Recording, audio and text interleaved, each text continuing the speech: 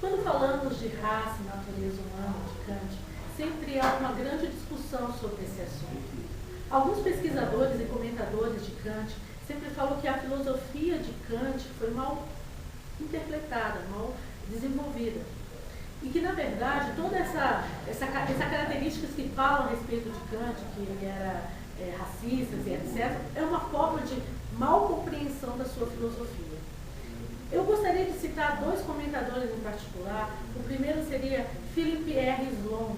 Ele fala a respeito por que para Kant existiam vários tipos na verdade, 4 tipos de raça. A negra, a branca, o vermelho acobreado, né, americano vermelho acobreado, e o amarelo, né, que é o asiático. Porque para Kant, na teoria de biologia de Kant, era necessário uma diversidade, era necessário uma diferença entre as raças, inclusive para a evolução, porque para os racionalistas essa evolução é muito importante e se dá exclusivamente através da racionalidade, né?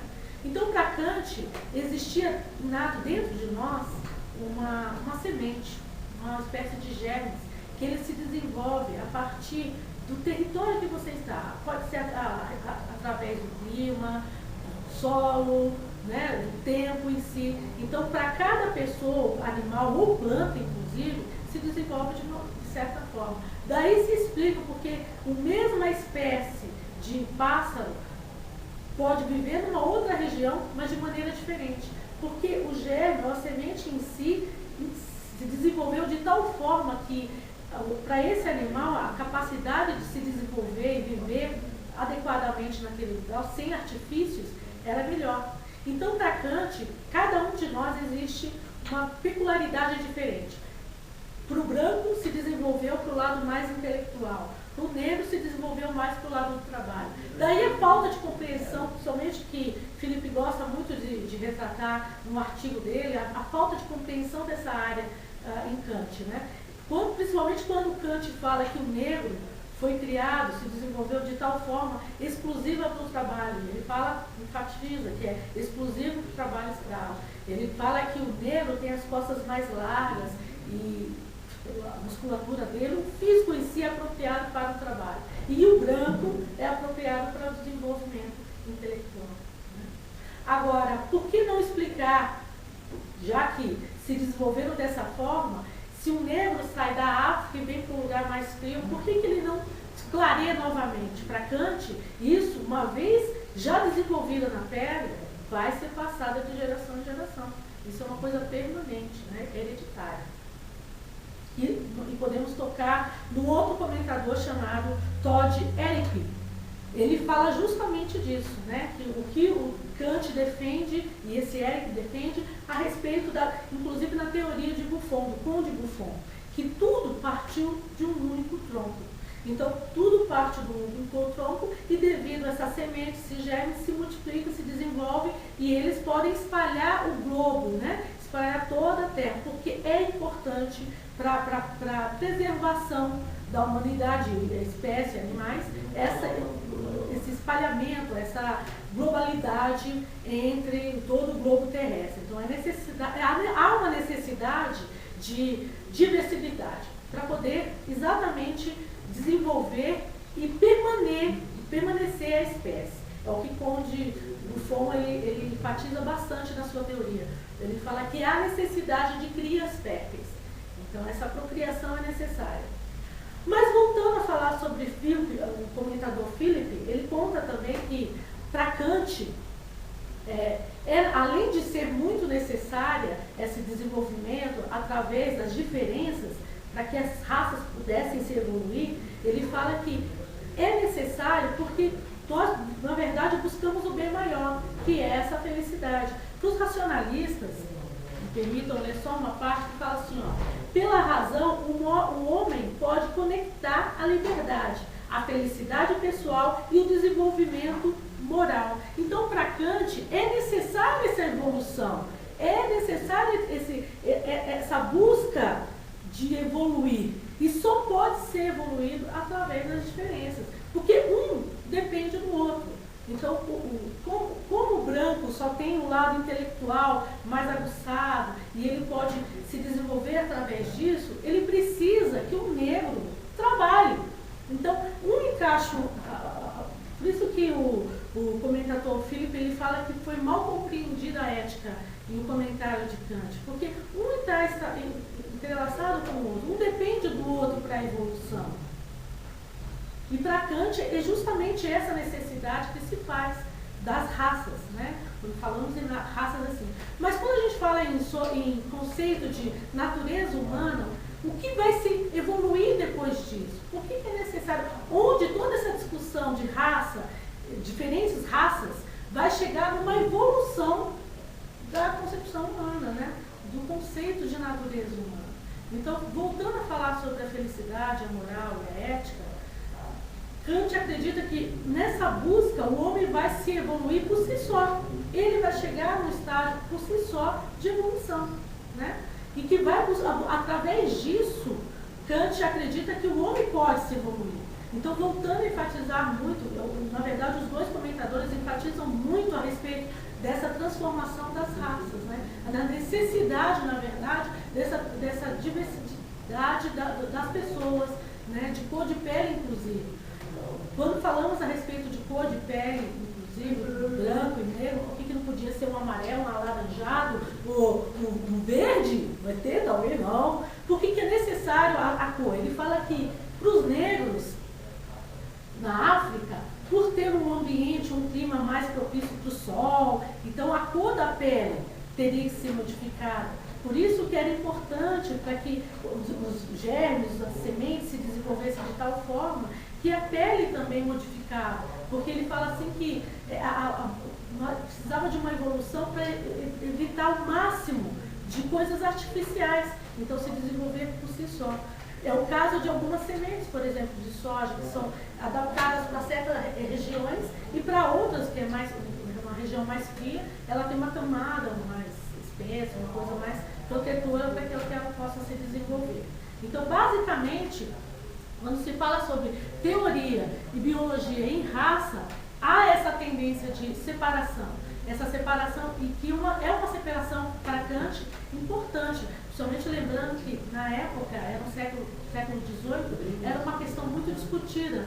E erroneamente, de certa forma, quando ele fala sobre a questão de sangue, mas naquela época nós temos que lembrar que foi muito grande o pensamento de Kant para a época, porque não tinha toda essa tecnologia que nós temos hoje. Então, hoje em dia, nós sabemos que por que certas pessoas são negras, certas pessoas são brancas, mas naquela época, no século XVIII, não. Então, esse tipo de pensamento já foi um avanço muito grande para a época, foi uma revolução para a época, né? E muitas vezes mal compreendida. Agora, né, hoje em dia, quando nós falamos de raças, a discriminação social, mas para aquela época não. Outra coisa também que nós temos que lembrar é que Kant é alemão. Então ele está enraizado nele toda essa perspectiva, toda essa função de branqueamento, de raça superior, da época inclusive, né? Então nós temos que lembrar que além de toda essa teoria de Kant, existe o que ele tem de formação, mas que ele não esqueceu da formação religiosa dele, né? Que tudo realmente vem de um tronco somente. O interessante é que para Foster, que na verdade ele vai debater muito a respeito disso, com Foster, a questão de raça humana, natureza humana e raça em Kant e Foster, eles debatem muito, e justamente por isso que para Foster ele concorda com algumas teorias de Kant, só que ele discorda principalmente no fator de que não pode, por exemplo, uma raça negra não pode ter vindo só de um tronco, é necessário outros, na verdade é necessário de mais um tronco para poder a evolução da raça negra, né? Então nós vemos que há um conflito aí entre Kant, principalmente Kant e Foster, quando eles falam de raça, principalmente no que se difere entre negros e brancos, né? Outra falta de compreensão também é a respeito de que, por que só na raça branca ela tem a capacidade de evoluir? E por que não essa evolução pode ocorrer na raça negra ou na raça asiática? Porque só a negra, a branca, tem capacidade de evolução intelectual. Para Kant, na raça negra existe todo o complemento, está tudo junto, num só, determinado, numa só maneira, para que esse intelecto possa realmente evoluir. E para o negro já não. O negro está especificamente puxado para uma outra área, que seria a área do trabalho. Né? Então Kant, ele sempre enfatiza isso, mas ele sempre enfatiza que é necessário essa junção, esse espalhamento no grupo para poder realmente a raça branca evoluir. Essa evolução da raça branca é necessária, mas é necessária através da diferença das outras raças. No livro de Antropologia, de um ponto de vista pragmático de Kant, ele fala sobre o caráter da raça, né? Porque realmente tem que ter uma raça específica para cada coisa. Né? Voltando ao que nós falávamos, no conceito do racionalismo, ele diz assim, ó, o aperfeiçoamento da raça se realiza pelo progresso da civilização da história. Há diferença entre natureza e civilização. Então ele vai entrar muito que é a diferença entre natureza e civilização. Parte de um ponto de que a civilização é o que o ser se tornou. Do natural foi para a civilização. Para ele é necessário esse agrupamento. Então por isso que é necessário que cada raça distinta, brancos, pretos, convivam em sociedade, na sua própria comunidade, na sua sociedade, no seu desenvolvimento. Inclusive, ele fala que cada um das espécies tem sua cultura diferente, né? Uma cultura diferente para cada um. O branco, o negro, o hindu. Né? Ele fala que é necessário isso, voltando a falar, enfatizar, para uma preservação. Mas também, eu gostei muito quando o comentador dele, Philip, diz que tudo isso que Kant faz, essa divisão de raça, principalmente, é importante principalmente porque ele busca uma harmonia maior entre as civilizações.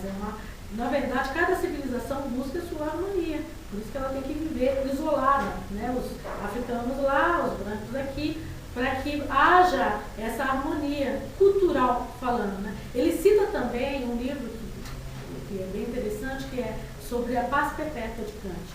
Ele vai falar um pouco justamente sobre isso, sobre a chegada dessa ética, da cultura, né, da moral, para que o ser humano pode vir se tornar. Então, basicamente, quando nós falamos sobre raça, essa falta de compreensão, devemos buscar mais, inclusive, a diferença entre raça, entre Kant, mas com uma mente mais aberta, um leque mais aberto, para saber exatamente por que Kant, por que era tão importante, por que para Kant ele enfatizava tanto que era necessário mesmo essa separação, que era necessária mesmo a diferença de raça em si, e que uma ia completar a outra. Porque é assim que funciona. O branco e a raça negra se completam, o hindu se completa, e assim pode se formar uma harmonia completa. Mas uma harmonia que para Kant era necessária, isolada, né, de cada qual nos seus respectivos lugares, inclusive na propriação. Né? Então, voltando a enfatizar sobre o que Tude disse a respeito da teoria do ponto de fundo, né, que tudo parte de um único princípio, de um único tronco, a necessidade dessa partida de tudo vem de um único plano, porém ela se divide depois mediante essa transformação dos germes, das sementes que cada um carrega e que vai se desenvolver conforme a sua região.